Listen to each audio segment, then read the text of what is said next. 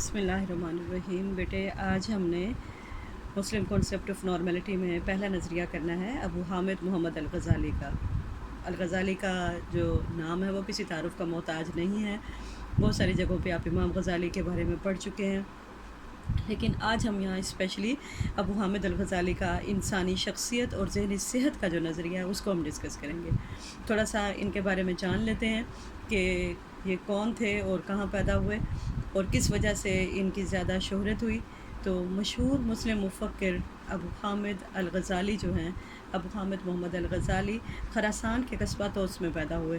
اور آپ نے ابتدائی تعلیم جو ہے وہ نشاپور سے حاصل کی، لیکن بعد میں آپ بغداد میں مدرسہ نظامیہ میں ایک مذہبی عالم اور استاد کی حیثیت سے پڑھانے لگے اور اپنی زندگی اس مدرسے کے لیے وقف کر دی۔ بہت کتابیں لکھی ہیں آپ نے، اور آپ ایک پرنویس اور جید عالم تھے، اور آپ نے اپنی تصانیف احیاء العلوم اور کیمیائی سعادت کی وجہ سے آپ بہت مشہور ہوئے۔ آپ کی ایک اور تصانیف تحافت الفلاسفہ اور مقاصد الفلاسفہ بھی بہت زیادہ مشہور ہوئی، اسی لیے آپ ایک بہت ہی مشہور فلسفی اور صوفی کی حیثیت سے پہچانے جاتے ہیں، اور آپ نے اپنی زندگی درس و تدریس کے لیے اور تعلیم کے لیے وقف کر دی تھی۔ امام غزالی کا شخصیت اور ذہنی صحت کا تصور اب ہم دیکھتے ہیں کہ امام غزالی نے شخصیت اور ذہنی صحت کے بارے میں کیا تصور پیش کیا۔ تو امام غزالی کا ذہنی صحت کا تصور تو وہی ہے جو تمام مسلم مفکرین کا ہے، کہ اللہ سے نزدیکی جو ہے وہ ذہنی صحت کی علامت ہے، اور اللہ سے دوری جو ہے وہ ذہنی بیماری کی علامت ہے۔ امام غزالی کے نزدیک بھی وہی تصور ذہنی صحت کا ہے کہ جتنا آپ اپنے نفس کو پاکیزہ کرتے چلے جائیں گے، اللہ کے ساتھ آپ کا تعلق مضبوط ہوتا چلا جائے گا۔ امام غزالی کے نزدیک انسانی شخصیت جو ہے وہ جسمانی اور روحانی قوتوں کا مجموعہ ہے، یعنی جسمانی اور روحانی قوتوں کا مجموعہ ہے، اور علم کا مقصد جو ہے وہ ذات کی تلاش ہے۔ یہ وہی ذات ہے جس کو علامہ اقبال نے خودی کا نام دیا ہے، یعنی اپنی ذات کی پہچان۔ اور امام غزالی کہتے ہیں کہ جتنا فرد ذات کی پہچان کرتا ہے تو ذات کا عرفان حاصل کرتا چلا جاتا ہے، اور علم کا مقصد ہی ذات کی پہچان ہے، اور ذات کی پہچان سے ہی فرد اللہ کی پہچان کر سکتا ہے، یعنی خدا کی پہچان کر سکتا ہے۔ امام غزالی کے مطابق ذات جو ہے وہ جسمانی حوائج کی تکمیل کے لیے حسی اور حرکی تحریکات کا سہارا لیتی ہے، یعنی حسی اور حرکی تحریکات کا سہارا لینے سے مراد یہ کہ حسی جو اور حرکی تحریکات میں کہ ہماری حسیات سے جو ہم معلومات لیتے ہیں، ذات جو ہے وہ ان تحریکات سے، یعنی حرکی تحریکات کے ساتھ انٹریکشن کر کے جو ہے وہ اپنی ذاتی ضروریات، جو اس کی جسمانی ضروریات ہیں، جسمانی حوائج، ان کو وہ پورا کرتی ہے۔ یعنی حسیات سے ہمیں اس کی آگہی ہوتی ہے، اور حرکی تحریکات سے ہم اس مقصد کو حاصل کرتے ہیں جو ذاتی ضرورت یا حوائج جو ہے وہ ہمارے اندر پیدا ہوتی ہیں۔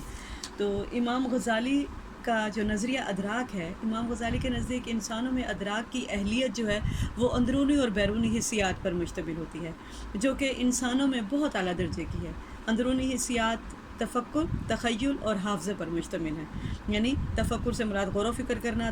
تخیل سے مراد کسی چیز کے بارے میں سوچنا، خواہ وہ محیط موجود ہو یا نہ ہو، اس کے بارے میں جو ہے وہ پلان تیار کرنا، اور حافظے سے مراد یہ کہ سیکھی ہوئی چیزوں کو اپنے ذہن میں محفوظ رکھنا۔ لہٰذا امام غزالی کے نزدیک اندرونی حسیات جو ہیں وہ تفکر، تخیل اور حافظہ پر مشتمل ہیں، جبکہ بیرونی حس جو ہے وہ بصری، لمسی، سمعی اور شامی حسیات پر مشتمل ہیں، یعنی جتنے بھی ہمارے اعضائے حواس ہیں ان سے حاصل ہونے والی جو تحریکات ہیں ان کو انہوں نے جو ہے بیرونی حسیات کا نام دیا۔ اب امام غزالی کے نزدیک انسانی کردار جو ہے دماغ کے مختلف حصوں سے وابستہ ہے۔ دیکھیں اس دور میں بھی امام غزالی نے دماغ کے مختلف حصوں پر بات کی، اور بڑا سائنسی نظریہ یہ تھا جو کہ آج بھی نفسیات میں رائج ہے، کہ انسانی کردار دماغ کے مختلف حصوں سے وابستہ ہے، اور دماغ میں ہر فعل کو ضابطے میں لانے کے مخصوص علاقے ہیں، یعنی ہر فعل کو ضابطے میں لانے کے مخصوص علاقوں سے مراد یہ کہ دماغ کے مختلف حصے جو ہیں وہ مختلف افعال سر انجام دے رہے ہیں، اور یہی آج کے ماہرین کا نظریہ ہے کہ دماغ کے جو ذہن ہے در حقیقت وہ دماغ کے جو مختلف حصے جو افعال سر انجام دیتے ہیں اسی کو ہم جو ہے وہ مائنڈ کہتے ہیں، یعنی برین کے اندر جو ہم پن پوائنٹ کر کے نہیں بتا سکتے کہ مائنڈ کیا ہے، بلکہ وہی جو برین ہے اس کے جب مختلف حصے کوئی کام سر انجام دیتے ہیں کہ ان کے حصے جو افعال ہیں ان کے ذمہ، تو ان سے ہم نشاندہی کر سکتے ہیں کہ فرد کتنا ذہین ہے۔ جیسے انہوں نے کہا کہ حافظے کا تعلق جو ہے وہ عقبی فص کے ساتھ ہے. دیکھیں امام غزالی نے اس دور میں بھی جو ہے عقبی فص کا ذکر کیا کہ حافظے کا تعلق عقبی فص کے ساتھ ہے، جبکہ تخیل کا تعلق جبہی فص کے ساتھ ہے، یعنی فرنٹل لوب کے ساتھ ہے.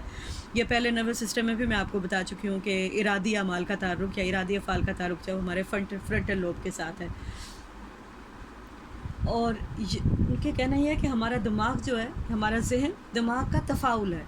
اور یہ تمام قوتیں انسان کو کنٹرول کرنے اور چلانے کے لیے اہم ہیں، لیکن ذات یعنی قلب ان قوتوں پر حاوی ہے، اور صحت مند شخصیت کی تکمیل کے لیے ابتدائی بچپن، خاندان اور ہمجولی بہت اہم کردار ادا کرتے ہیں.